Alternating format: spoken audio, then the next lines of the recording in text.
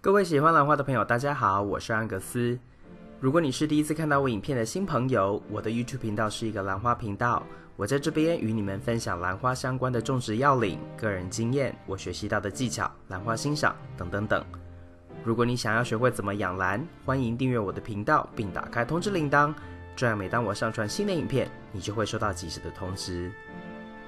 今天的这个影片呢，安格斯要来跟大家分享这一颗原生种的蝴蝶兰，它的名字叫做贝丽娜 Phalaenopsis bellina。 这一个原生种呢，我一共有2颗，不过它们的型是不一样的型，这个是原来原种的贝丽娜，另外一个呢是野型或火型的贝丽娜。等一下在影片的后面呢，你也会看到几张它们的照片比较。那当然除了欣赏它们的花朵还有开花过程之外呢，我们也会来讨论分享一下它们的这个养护啊，还有它们的特性啊，还有一些注意事项。所以在2019年的6月底呢，它当时开始逐渐的冒它的花梗。好，那贝丽娜呢是一种夏天开花的原生种蝴蝶兰。好，它不像一般其他的这种春天开花的蝴蝶兰哦，那夏天开花的蝴蝶兰呢，很大多数哦，它们比较接近原生种之外呢，它们的特性就是有香味。像这颗兰花呢，它原生种是有香味，而且呢，这个贝丽娜其实在早期甚至到现在都还是常常被育种的这个兰花专家拿来做亲本哦，因为它的香味。那这一颗兰花呢，到了2019年的7月底，差不多前后1个月的时间呢，就把花苞完全长好到打开。那开的时候呢，它的花期一般来说差不多也就是前后1个月。那这1个月当中呢，其实一般呢，只要是早上，然后天气比较好，通风比较良好的情况下呢，它的这个香味都相当的明显。有时候呢，甚至不需要很靠近的，你就能够闻到它的香味。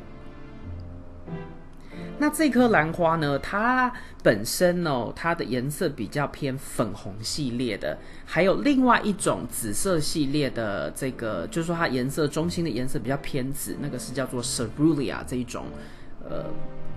比较不一样的品种。那一种呢，因为在兰花界里面呢，真正的蓝色是没有这样的颜色，所以呢，越接近这种蓝色的紫色的兰花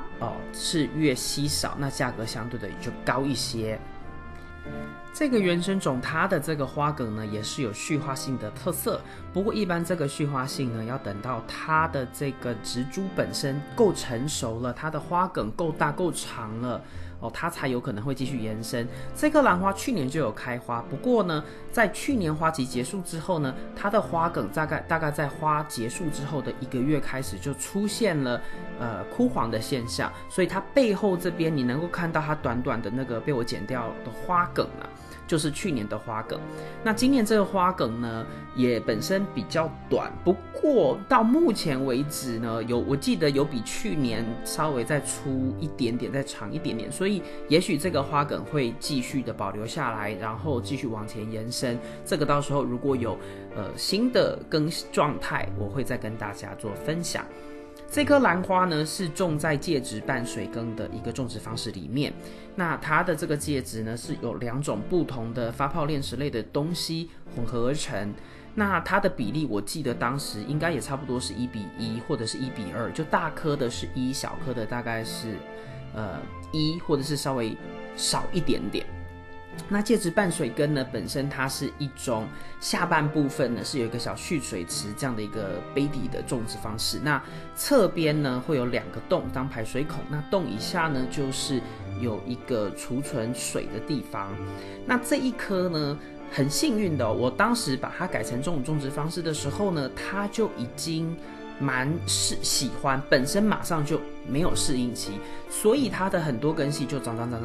有些根系你看到这影片中已经长到杯底了。这种情况在介质半水耕里面是最好的情况，原因是因为呢，如果你不需要泡它的时候呢，你可以直接就是看你要给它定量的水直接加进去，就是在那蓄水池的部分那像一般这一棵我通常每一次的干湿分明，我给它的水夏天就是大概1/4杯。那这个水呢，我可以决定要加肥料或不加肥料都可以。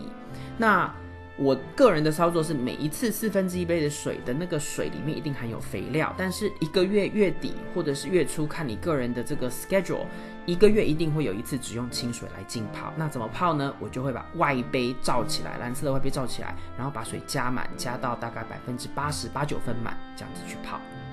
如果你对介质拌水跟这一种种植方式不是很熟悉，但又想要了解更多的话，在我频道的首页上面有一个专门针对这种介质拌水跟种植方式的播放清单，你可以进去里面看看那些影片来参考。一般来说，无机介质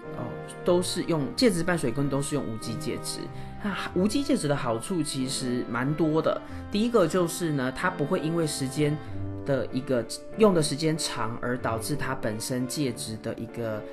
败坏、老化、败坏。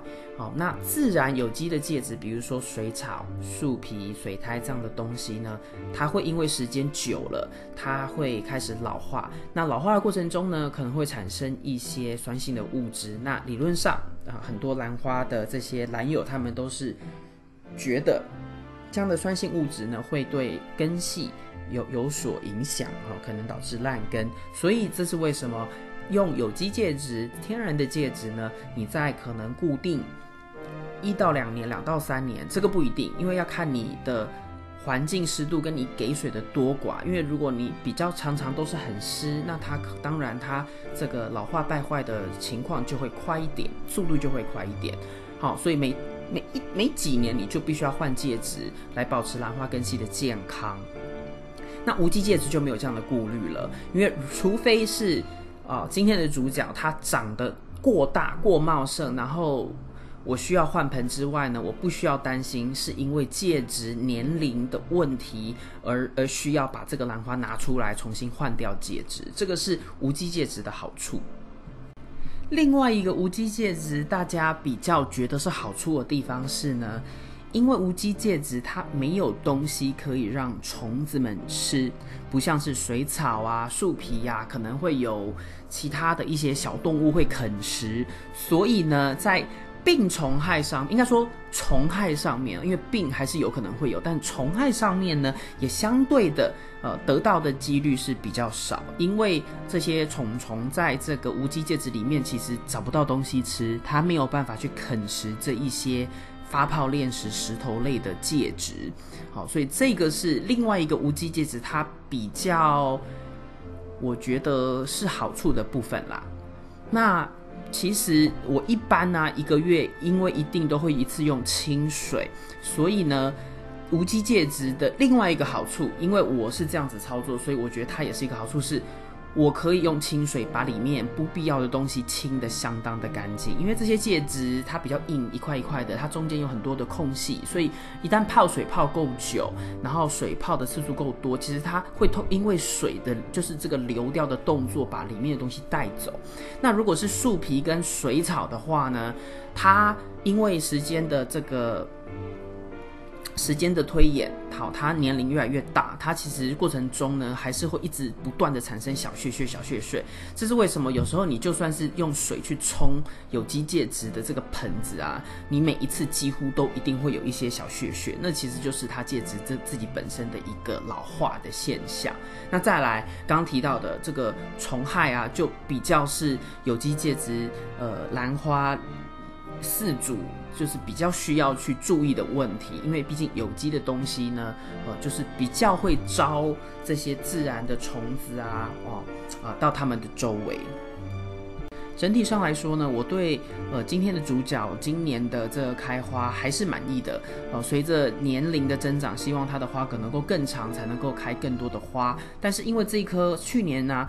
也是从小苗这样子慢慢养大的，所以呢，它现在一次还是开一朵，还是可以接受的。以上就是今天为您带来的影片。如果你喜欢这个影片，请帮我在影片的下面点个赞。如果你要继续与我一起学习怎么养兰，别忘记订阅我的频道并打开通知铃铛。谢谢您的观赏，我们下次再见。